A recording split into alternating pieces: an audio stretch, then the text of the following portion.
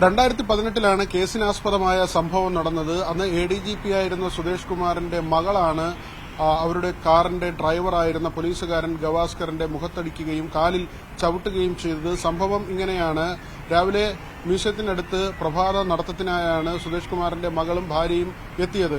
ഇവർ സവാരി കഴിഞ്ഞ് എത്തിയപ്പോൾ വാഹനം വിളിക്കുകയും വാഹനമെത്താൻ വൈകി എന്ന് ആരോപിച്ചുമായിരുന്നു ഈ മർദ്ദനം. 16 ദിവസത്തോളം പോലീസ് കേസെടുത്തിരുന്നില്ല. മുട്ടുന്യായങ്ങളാണ് പോലീസ് പറഞ്ഞിരുന്നത്.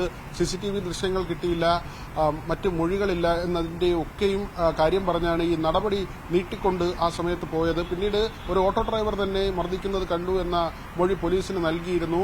ഏറ്റവും ഒടുവിൽ പോലീസ് സംഘടനകളുടെ ഉൾപ്പെടെ ഭാഗത്ത് നിന്ന് വലിയ സമ്മർദ്ദമുണ്ടായതിനെ തുടർന്നാണ് കേസെടുക്കാൻ പോലീസ് തീരുമാനിക്കുന്നത്. അപ്പോഴേക്കും ADGPയുടെ മകളും പരാതി നൽകിയിരുന്നു. ജാതീയമായി അധിക്ഷേപിച്ചു എന്ന കാര്യം ചൂണ്ടിക്കാട്ടിയാണ് ഈ പരാതി നൽകിയത്. ഇരുകൂട്ടരുടെ പരാതിയിലും പോലീസ് കേസെടുക്കുകയും അന്വേഷണം നടത്തുകയും ചെയ്തു. ക്രൈംബ്രാഞ്ച് പിന്നീട് കേസ് ഏറ്റെടുത്തു. ഇതിനിടയിൽ പെൺകുട്ടി വിദേശത്തേക്ക് പോവുകയും ചെയ്തു. ഉപരിപഠനത്തിനായാണ് വിദേശത്തേക്ക് പോയത്. സുദേശ് കുമാർ മറ്റ് ചില ആരോപണങ്ങൾ കൂടി നേരിടുകയും ചെയ്തു. ജുവലറിയിൽ നിന്ന് ചെറിയ പൈസയ്ക്ക് ആഭരണങ്ങൾ വാങ്ങി അത് ജുവലറി ഉടമയെ ഭീഷണിപ്പെടുത്തിയാണ് എന്നതടക്കമുള്ള ആരോപണങ്ങൾ ഈ ഉദ്യോഗസ്ഥൻ പിന്നീട് നേരിടുകയും ചെയ്തു.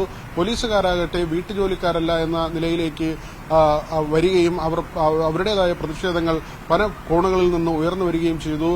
നായ്ക്കളെ കുളിപ്പിക്കുന്നതടക്കമുള്ള ജോലികൾ പോലീസുകാരെ കൊണ്ട് ഉന്നത ഉദ്യോഗസ്ഥർ ചെയ്യിക്കുന്നു എന്നത് ആ സമയത്ത് വലിയ വിവാദമായി ഉയർന്നു വരികയും ചെയ്തിരുന്നു.